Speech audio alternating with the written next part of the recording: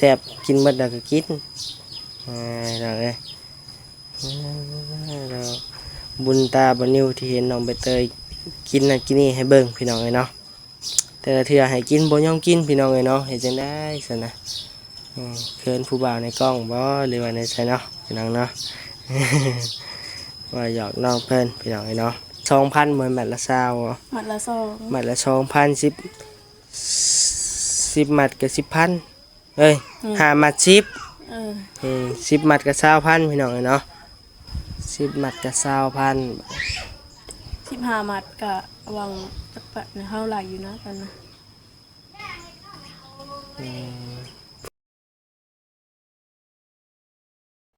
มาพบพี่น้องเอ้ยเนาะมาพบมาพอกับบ้านนี้อีกแล้วพี่น้องเอ้ยเนาะอยู่ที่บ้านน้องใบเตยพี่น้องเอ้ยเนาะเข้ามาหาน้องใบเตยช่วงเพลนพี่น้องเอ้ยเนาะบรรยากาศเพลนพี่น้องเอ้ยเนาะฮ้อนๆแน่พี่น้องเอ้ยเนาะ เรือแต่เรือสัตว์อยู่พี่น้องเอ้ยเนาะพี่แหละวันนี้ก็อยู่ทางเฮือนน้องใบเตยคือเก่าคือเดิมพี่น้องเอ้ยเนาะออกมาจากบ้านลุงอาจเลยกันแลนเข้ามาพี่น้องเอ้ยเนาะพี่แหละเอาขนมมาให้น้องเพื่อนพี่น้องเอ้ยเนาะมาเลยกับบวิดขนมแม่บันนี้คือเก่าพี่น้องเอ้ยเนาะแต่ว่าน้องเพิ่นมักกินแน่แล้วก็ว่าง่ายๆกะบ่มีเงินจะไปซื้อแนวอื่นพี่น้องเอ้ยเนาะคือว่าอะไรเนาะพี่น้องเนาะเติมน้ำมันแต่ละมื้อก็ยังสิบ่รอดแล้วพี่น้องเอ้ยเนาะพี่น้องเอ้ยเนาะนี่แหละน้องเพิ่นก็อยู่เฮือนอยู่ซ่านพี่น้องเอ้ยเนาะนางดินผู้เดียวเพิ่นพี่น้องเอ้ยมื้อนี่ก็ได้น้องใบเตยเนาะก็ไปเบิ่งไปทานไปชมนำกันเนาะพี่น้องเนาะเขาไอรีนั่นนี่เพิ่นเข้ามาหาแล้วบ่มื้อนี้เนาะคือเห็ดเงียบมิดซิลีแท้พี่น้องเนาะมื้อนี้เนาะคือนางน้อยนางเงาอยู่พี่น้องเนาะเป็นจังได๋อีกแหละไปหาก่อนอื่นสิไปหาน้องเพิ่นกาวันนี้ก็ขอกราบทักทายสบายดีพ่อแม่พี่น้องเด้อเนาะเมื่อทุกผู้ทุกคนเนาะพี่น้องเนาะไม่ว่าอยู่พังลาวพังไทยหรือต่างประเทศเนาะพี่น้องเนาะยินดีต้อนรับเข้าสู่ช่องบานี่ชาแนลเด้อพี่น้องเด้อเนาะ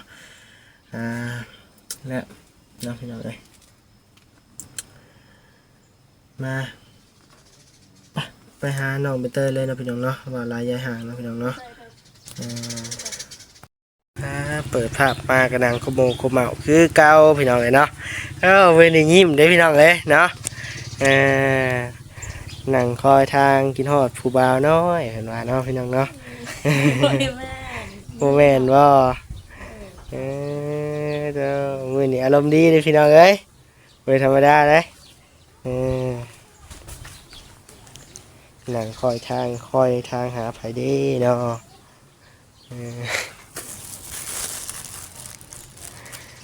พี่น้องเนาะ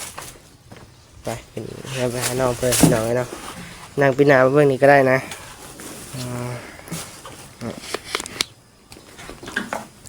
ได้กินข้าวกินน้ำแล้วบ่มื้อนี้ยังลืมกิน โอ้ยคนที่สั่งลืมกินข้าวกินน้ำพี่น้องเลยเนาะ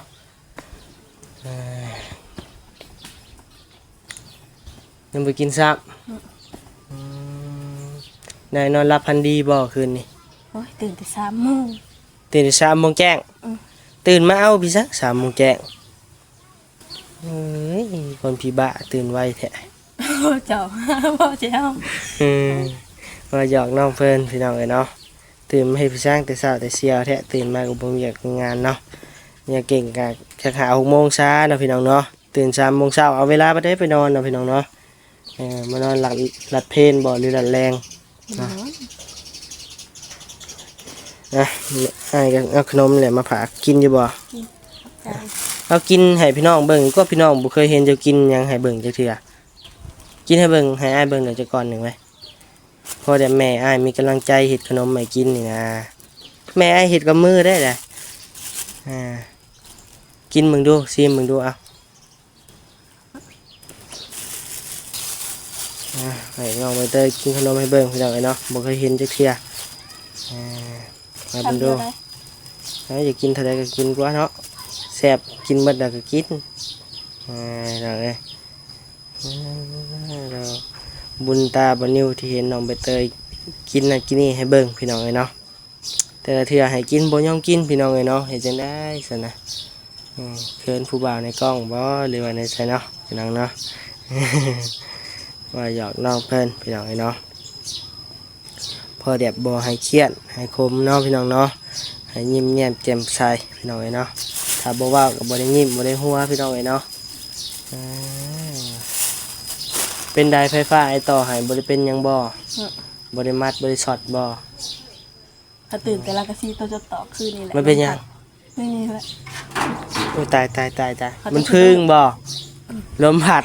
เขาจะสะดุ้งคืนนี่ฮะ มันลมพัดบ่ ก็คือว่าคนมาขออีแถวแล้วกะซีเขาออกมาเบิ่ง เฮ้ย เขาจะลุกทั้งหงาย ลูกทั้งงาย อีหยังเลยลูกทั้งงายบ่อีหยังเด้บ่ดีเนาะพี่น้องเนาะลูกทั้งงาย เป็นใดๆลมพัดบ่เรือใด ลมพัดคืนนี่ฮะ เลยตื่นสะดุ้งเลยลูกทั้งงายอีหยังเนาะพี่น้องเนาะมันบ่มีบนตอกนะบ่เนี่ยบ่มีไม้วางไงเนาะเขาไอรีนั่นนี่เขามาหาแล้วบ่ไอพัดชัยเขามาแล้วบ่บ่เขามาซับ เราบ่เห็นเขา เด้อ น่าว่าสิไปหน้าหมู่แต่ยันพวกอายมันนะคือ แนวมันแล้วเนาะมาหามื้อนี้บ่เห็นมื้ออื่นมาเลยเครียดเลยนะบ่มาหาเลยนะพี่น้องเนาะเบิ่งแล้วก็ผู้เพิ่นเข้ามาได้คนทางบ้านเพิ่นก็ได้ แต่คือบ่มาทางใหญ่ทางนั้น ทางนั้นมันผ่านมีภาษาเลยบ่อยากมา อืม เลยขี่สื่อเข้ามาเลยซะเปื่อนกับยามันเนาะพี่น้องเนาะบ่อนพีภาษาคือเก่าเลขคุมนี่บักลึกๆลงมาบาดได้ก็คุมกึกหลอด นี่ลม แม่บ่อนคุมบ่อนวิทย์ทางคอนกรีตนี่ อยากชอบขี่รถจักรมากลางคืนเขาจะ ยังคุ้งเหมือนบ่ บักลึกๆเนี่ยย่านได้ มันเขาจะเจ็บแอว อืม มาแต่อันนั้นกินเค้กอืม อื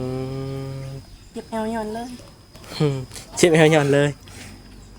บ่ได้ไปรับจ้างอันดำนาบ่ดอกกา เมื่ บ่ อเนี่ยว่าสิไปแต่ยันอายมาก็เลยยาแต่แตนบ่ให้ไป อืม มื่ออื่นว่าสิไปแต่หักเขาสิให้ไปหรือบ่ อืมมือเท่าไรเขาจาก บ่ฮู้เขายังบ่บอกไม่จ้ะไป มือ น้ำหมู่ซื่อ เด้อไปหับจ้างมือละแสนก็เอานะบ่ต้องหลวงต้องลายดอกดีกว่าเฮาบ่มีเนาะสิถ้าจูเขาไอรีนั่นนี่ก็ถ้าผู้รักผู้ใหญ่เพิ่นซอยก็เพิ่นซอยบ่ได้ตลอดนั่นแหละเพราะว่าต้องทนเอาอาศัยตัวเองพึ่งพาตัวเองแหล้วเนาะเฮาก็อยู่นี่แล้วเนาะและแม่หักเจ้าบ่เข้ามาหาเลยบ่ ๆไป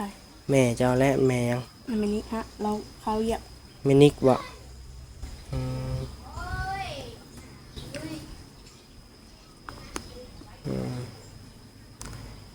ว่าไปหารับจ้างเกี่ยวข้าวรับหน้าเนาะพี่น้องเนาะแล้วดูดำหน้าตอนช่วงนี้ก็ได้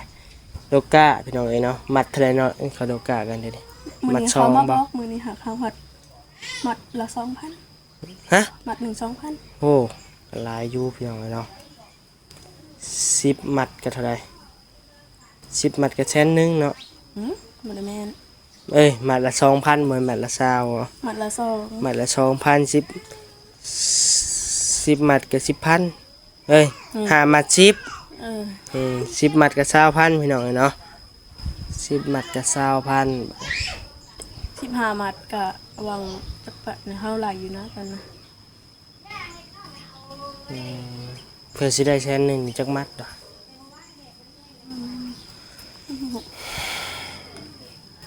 มื้อหนึ่งมัดนี่ได้บ่ฮอด100มัด50มัด โอ้เฮาบ่มักลูกกา มันเมื่อยบ่มันเจ็บมือเนาะ อืม มันแสบ แปลว่าคันบ่ใส่ศพมือนี่แฮงหลอกไปเลยนะเฮา พี่แดมไอ้ายกันโลกาบ่มักดำหน้าได้ม่วนอยู่ ลำหน้านี่ฮะได้อยู่ลำหน้า ม่วนอยู่คะแนนเขาจ้างมื้อละ ดำหน้านี่ 300,000นี่บัดนี้สิไปเลยพี่น้องเอ้ยเนาะ วันละ150,000เขาได้ ตอนแรกคะแนนวันละ300,000บัดนี้สิไปซะเนาะพี่น้องเนาะ คัน700,000เฮาไปอยู่คู่มื้อ นะ เ วันละ700,000 ปัตโตวันละ700,000 นี่ ไผสิจ้างเจ้าวันละ นี่ 700,000 700,000 มื้ มื้ อ อ สุดท้ายเขาให้หลาย ผู้บ่มีดอก มี วันละ700,000มันมาได้ใช้พี่น้องเอ้ยเนาะวันละ1,000 บาทบ่มีดอก โอ้ยมันหอดบ่พันบาทมันบ่หอดได้ 700,000กลาย1,000 บาทอีก 700,000เท่าใด 700,000 1,000 บาทมีแต่600,000ปลาย นี่ เนี่ย เขาบ่จ้างนะฉันเขาจ้างแต่ว่าเวลา500,000 ยังไงเนาะบ่มีดอก วันละ300,000 200,000ก็ยังยากพี่น้องเอ้ยเดี๋ยวนี้ เขาจ้างนะจุดนี้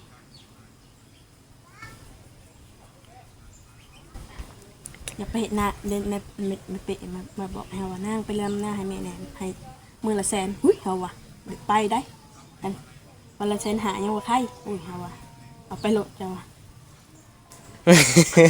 เขาบอกเอานี่แหละเขาก็บอกไปดอกวันละแสนค่ะวันละแสนหายังว่าใครเฮาว่ะพายก็ยังถอยมันแสนเดียว มันกระโพดเนาะพี่น้องเนาะมื้อ มัด ละ กะกะหมูลบกะกับมัดละพัน500อุ้ยไปสิอยากไปเฮาว่ะ อื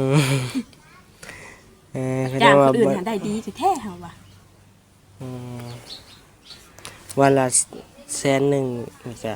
อยากน้อยอยู่พี่น้องเอ้ยเนาะเพราะว่าหมู่จ้างกันวันละ150,000วันละ130,000ก็โอเคแล้วเนาะ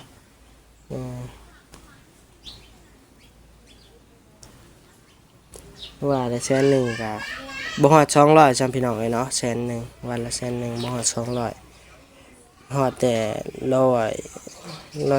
180พี่น้องเอ้ยประมาณนี้แหละ180 บาท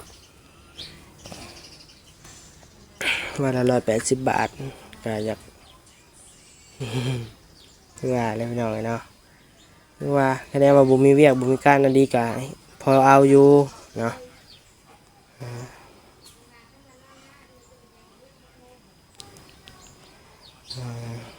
แล้วมื้อนี้หมู่ไว้มาลิ้นน้ำบ่ ไปนาไป เขาไปนาไปเกี่ยวข้าวบ่ไปดำนาบ่ เอาไปลบกะเขาอยากไปเขาเม็ดแต่เราหายไป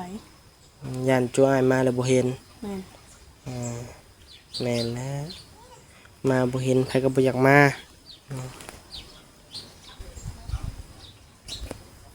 จะเลยไปหา ตอนเขาเอิดในนิวซานนี่จะได้ยินอยู่บ่ บ่ได้จะยืนอยู่นี่ แม่นเขายืนอยู่นี่ คือบ่แล่นลงมาหานี่ เขาว่าสิแลนจะผันหอดพิวซ่าเลยเขายาซะเขาแลนทบหน้าประตูแล้วจะผันหอดพิวซ่าแล้วกลับไปต่อ เออแบบมาก็บ่เห็นเนาะเห็นเงินคือว่าใส่กระแจอยู่ว้ายไปเลยเด้อเนาะเดี๋ยวจะกลับเข้ามาใหม่ว่าไปเติมน้ำมันก่อน วันนี้สิเครียดเขาบ่ว่าไปไวแท้ แต่เราก็หัว ยังไงเนาะมันอยู่ขับมาหอบหนึ่งหอบเช้าผู้ใดพี่น้องเอ้ยตั้งแต่9 โมงผู้บ่ จะมากะ10 โมงเลยได้ 10 โมงเลยบ่ 10 โมงก็ลบออกไปเติมน้ำมันแล้วก็ไปให้ลูกอาดก่อนแล้วก็จังลบเข้ามาใหม่พี่น้องเอ้ยเนาะวันนี้ก็บ่ค่อยสบายพี่น้องเอ้ยเนาะไข้แน่ก็เมื่อวานนี่แหละพี่น้องเอ้ยเนาะวานนี่เมื่อยแห้งมื้อนี้ก็ไข้แน่ว่าขออนุญาตนำพี่น้องเอ้ยเนาะขี้มูกก็บ่เช้าตะนังแน่นะเมื่อวานนี่โอ้หมดมื้อเลยเนาะปวดหมดกระต้นกระโตวานนี่กินยาแล้วก็นอนมาแต่กับไอรีแล้วก็กินยาแล้วก็นอนเมื่อคืนนี่ก็ตื่นมาก็ไข้แน่น้อยนึงพี่น้องเอ้ยเนาะเสียแต่คอแล้วยังอยากเสียงเปลี่ยนอยู่น้อยนึงพี่น้องเอ้ยเนาะ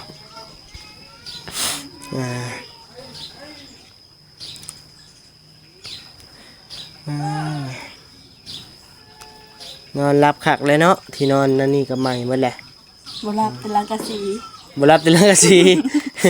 พี่น้องเอ้ยเรื่องกะสีมันพึ่งวืออยู่บ่ แม่น โอ้ยมันบ่มีไม้ตอกพี่น้องเอ้ยเนาะ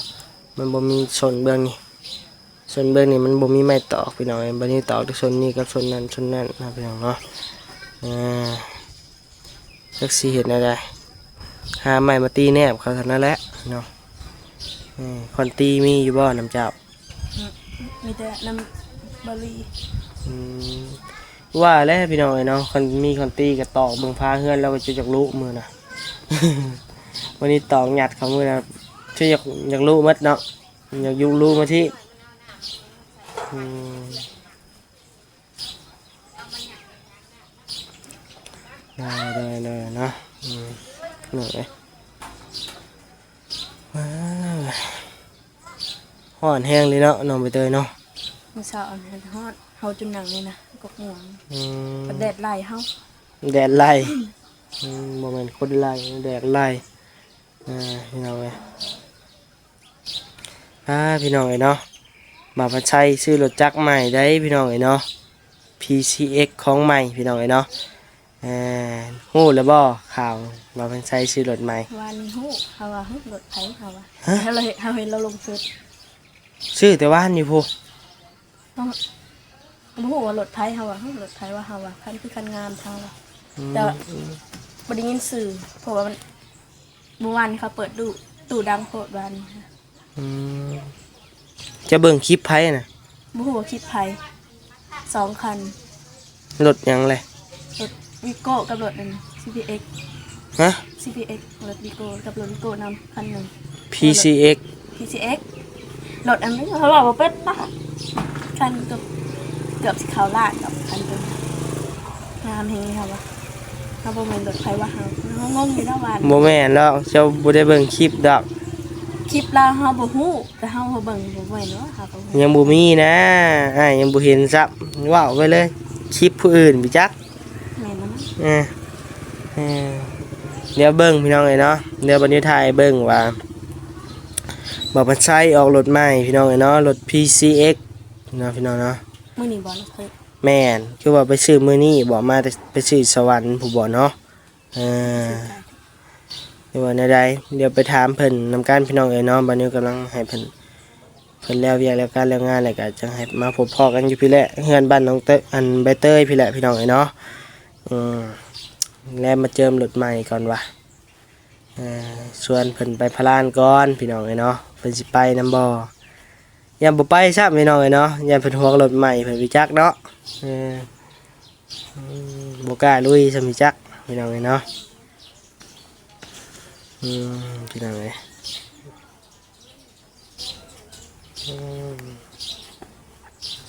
เอาว่าวันที่1ว่ายังไปเยี่ยมอ้ายแต่คิดว่าสิได้ไปเลยบ่ อยู่ไส อีชวนน้ำ อ้ายจะฮู้บ่ว่าเจ้าจะมาอยู่นี่นะ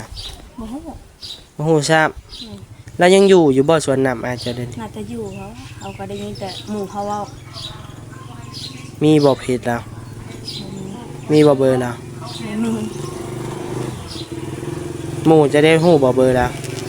แต่ฮู้ว่าเราพอหมู่เขาไปหมักไปเรียนคุณเถื่อเพราะว่าตอนเขาอยู่ศูนย์เขาไปเรียนเทื่อหนึงเขาบ่เห็นแล้วเดี๋ยวเราไปใส่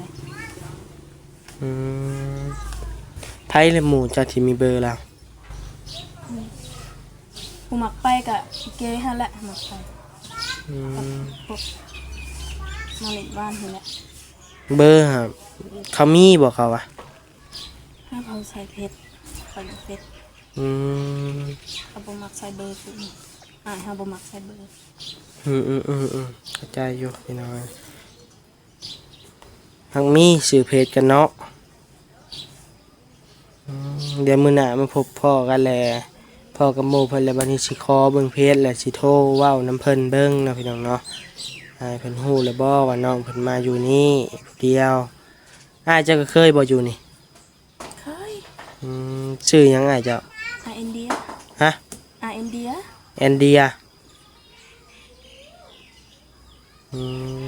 พี่น้องเนาะ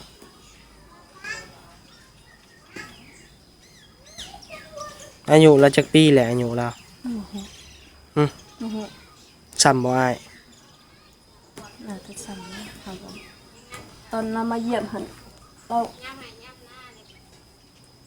จักสัมภาษณ์ตอนเรามาเติมอีก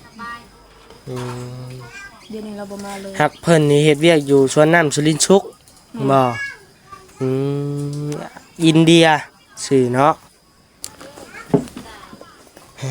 พี่น้องเนาะนี่คือบ่เคยได้ยินจักเทื่อพี่น้องนะตายแล้วไปเด็กไปกอดจะตาย